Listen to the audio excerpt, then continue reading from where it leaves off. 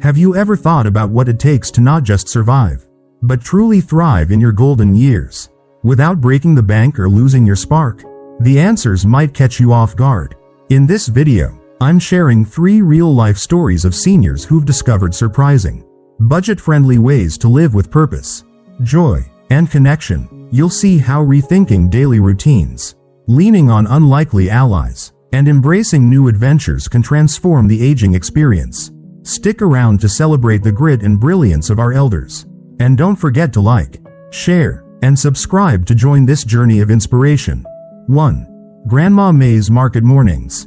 I'm Grandma Mei, 72 years old, and I've come to see that thriving in your later years isn't about shelling out for fancy care homes or depending on family to prop you up every day. It's about finding your own rhythm, a groove that keeps you moving forward. 5 years back, my husband passed away, and that left me rattling around in my house alone. My kids, who live 2 cities away, started fretting that I'd just waste away by myself, fading into the walls with nothing to do. They came up with suggestions, trying to fix things for me. First, they pitched a nursing home. I'd heard the rumors about those places. 6 yuan a month for a tiny room with a lumpy bed and meals so bland you'd rather stare at them than eat.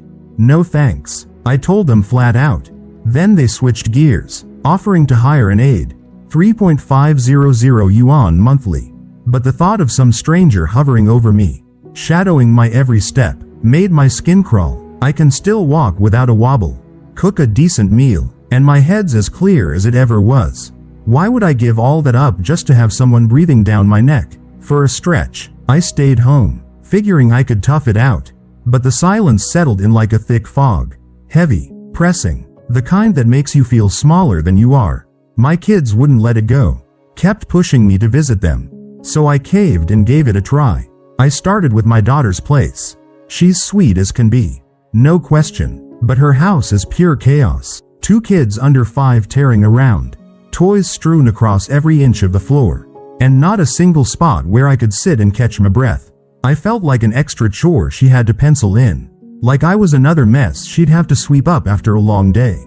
I stuck it out for a week, then moved on to my son's house, hoping for a better fit. He's always tied up with work, rushing in and out, and his wife, well, she'd leave these little notes about grandma's dishes piling up in the sink, like I was some houseguest who'd overstayed my welcome by a mile. It hit me hard, that subtle jab. I packed my bags faster than you can say goodbye. There's just no substitute for your own space.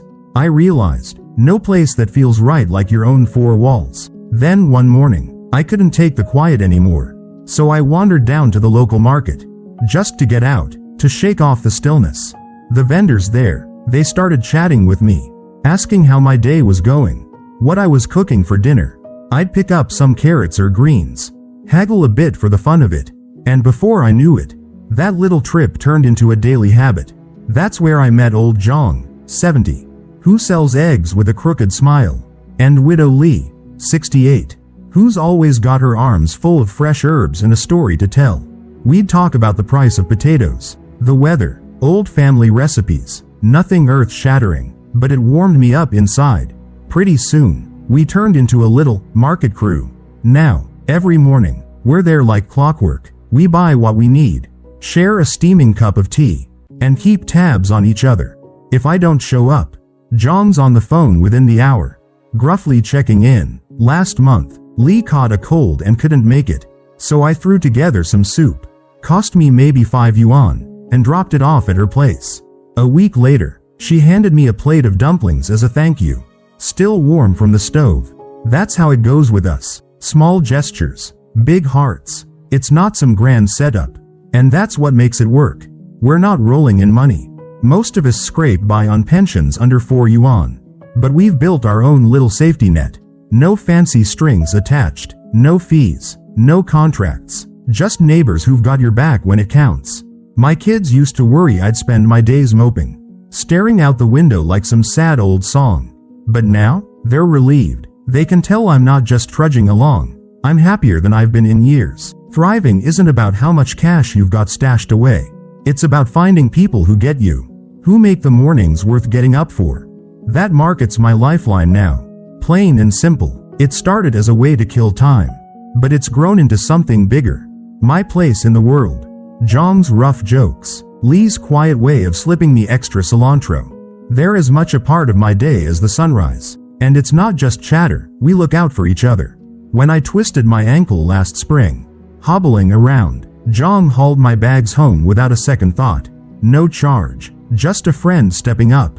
I paid him back with a bowl of spicy noodles a few days later. And he grinned like he'd won a prize.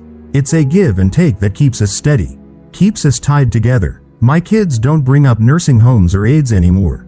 They know I've found my footing. And me? At 72, I've figured out that thriving isn't about waiting for someone to swoop in and save you. It's about stepping out your door, finding your crew, and making it work your way. That's what gets me up each day. 2.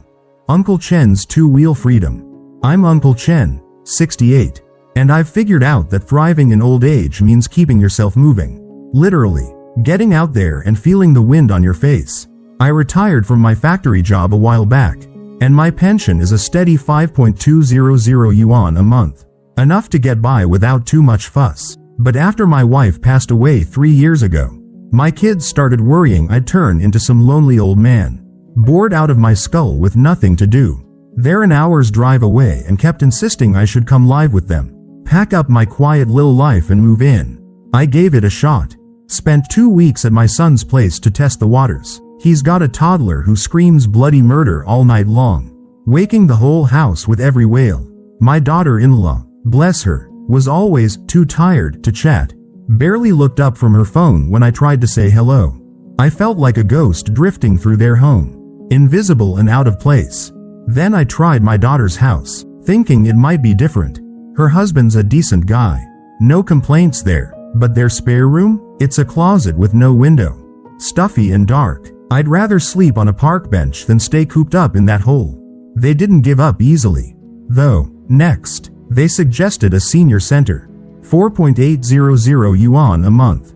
They said, like it was a bargain. I humored them and took a tour of one. Sure, it was clean enough, but it felt like a hospital. Strict schedules, rules pinned to every wall, and a sea of sad faces just staring off into space. I'm not ready for that. Not by a long shot. I went back home, but the restlessness gnawed at me. The days stretched out, empty and slow, until one afternoon I spotted my old bicycle in the corner. Gathering dust, I dragged it out, pumped up the tires, and started riding around the neighborhood. Short trips at first, just to feel my legs working again. Then I got bolder, pedaling farther, letting the streets open up around me. One day, I rode all the way to the river park and stumbled across a group of retirees hunched over a chessboard, laughing and arguing over moves. I stopped, leaned my bike against a tree, and watched for a bit.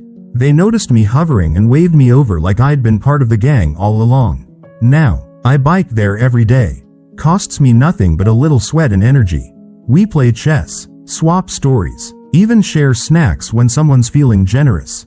It's become my routine, and it's more than just a way to kill time. Last year, I hit a snag, got a flat tire halfway home. One of the guys, old Wu, stepped up and patched it for me right there in the park, and charged me a measly 10 yuan for his trouble. I returned the favor a week later, teaching him my noodle recipe. Spicy, the way my wife used to make it. We're not formal about it. Nothing written down or official, but we help each other out when it matters. Someone need a ride to the doctor? I've got my bike and a spare helmet. Groceries too heavy to carry? We pitch in. That old bike keeps me fit, my legs strong and my lungs full. And these friends, Wu and the rest, they keep me sharp, my mind buzzing with their chatter and their chess strategies. My kids get a kick out of it now. They tease that I'm too busy to visit them anymore. They're right. And I don't mind admitting it. I've got places to go, people to see, and it's all for less than a tank of gas. That bike's my freedom, plain and simple. It's not just about the exercise, though I'll take the compliments when my son says I look fitter than he does. It's about having something that's mine. I didn't want to be the old man fading into someone else's life, haunting my kids' houses or locked into a senior center's timetable. Back when they were pushing me to move in, I felt trapped, like I was losing myself. Now, I'm the one setting the pace. The river park's my spot. Those retirees my crew. We don't need much. Just a board, a few laughs, and a willingness to lend a hand. My kids don't worry anymore. They hear the spark in my voice. At 68, I'm not slowing down, I'm rolling forward. 2 wheels and all, living my way. That's what thriving looks like to me. 3. Aunt Jia's digital lifeline. I'm Aunt Jia, 70. And I've learned that thriving in old age can start with something as simple as a screen lighting up in your hand. 6 years ago, my husband passed, leaving me with a house that felt too big and too quiet. My daughter's abroad, she calls when she can. But it's not the same as having her close. My son's nearby, just a short drive away. But he's swamped, buried under work deadlines and chasing after his kids. I tried staying with him once, thinking it might fill the empty days. But his wife kept dropping hints I was in the way. She'd let out these loud sighs if I left a cup on the counter, like I'd committed some grand offense. I didn't last a month before I packed up and headed home. Nursing homes? I looked into one out of curiosity. 5,500 yuan monthly, plus extra if you want premium care, like a better bed or a second helping of rice. No thanks. I'd rather save that money for something that actually brings me joy. Back home alone, I felt stuck, like the walls were closing in a little tighter each day. The silence wasn't just quiet, it was heavy, a weight I couldn't shake. Then my grandson came over one weekend, full of energy, fiddling with his phone. He showed me videos, games, chats, stuff I'd never bothered with. "Grandma, you should try this," he said, grinning like it was the easiest thing in the world. I laughed. I barely knew how to text without squinting at the buttons. But he wouldn't let it go. He sat me down, set me up with WeChat, and walked me through it like I was his star pupil. I joined a group for seniors in my city, all over 65, most of us living solo, figuring out how to fill our days. At first, I just lurked, scrolling through their posts, too shy to chime in. But one night, I got brave and typed, "Anyone like mahjong?" 5 people replied within the hour. Before I knew it, we'd started a little online club, playing virtual games, swapping tips, venting about creaky knees and stiff backs. It didn't stop there. It grew into something bigger, something real. We started looking out for each other through that little app. If someone's sick, we send a message to the group, and someone steps up. Last week, I came down with a fever, head pounding and too tired to cook. I posted about it, and Mrs. Liu, who lives just 10 minutes away, showed up at my door with a bowl of porridge still steaming. I slipped her 15 yuan for her trouble. But it's not about the money. It's about trust, knowing there's someone out there who's got your back. We've even started meeting up in person when we feel like it. A few of us grab coffee in the park sometimes. Costs maybe 20 yuan total for a cup and a chat under the trees. My pension's 4,500 yuan. So this fits easily into my budget. No strain, no fuss. My kids? They were floored. I'm tech savvy now. They'd half expected me to toss the phone out the window. But they don't worry as much anymore. And I can hear the relief in their voices when we talk. I'm not just sitting around, waiting for the days to blur together. I'm connected, laughing, living my way. Who knew a phone could turn into my lifeline? That screen opened up a world I didn't expect at 70. It's not just about mahjong, though I'll admit I've gotten pretty good at the virtual version.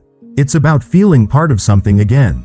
When I was stuck at home, I'd sit there wondering if this was it, if the quiet was all I had left. Now, I've got voices popping up on my phone, people I've come to count on. Mrs. Liu's porridge wasn't just food. It was a reminder I'm not alone. And those park meetups? They're nothing fancy. Just a handful of us sipping cheap coffee and swapping stories. But they light up my week. My son doesn't push me to move in anymore. He sees I've got my own thing going. My daughter, overseas, loves that I send her screenshots of our group chats. Proof I'm not fading away. I used to think tech was for the young. But here I am, tapping away, building a little community that keeps me steady. At 70, I'm not winding down. I'm wired in, and it's keeping me alive in ways I never imagined. These stories show that thriving in old age doesn't need deep pockets or big sacrifices. It's about creativity, connection, and courage. Whether it's a market crew, a trusty bike, or a chat group, small steps can lead to big joy. If these tales inspire you to rethink aging, comment 9 below. If not, drop a 0. We'd love to hear why. Your thoughts matter. Thanks for watching. Let's keep building a world where our elders shine.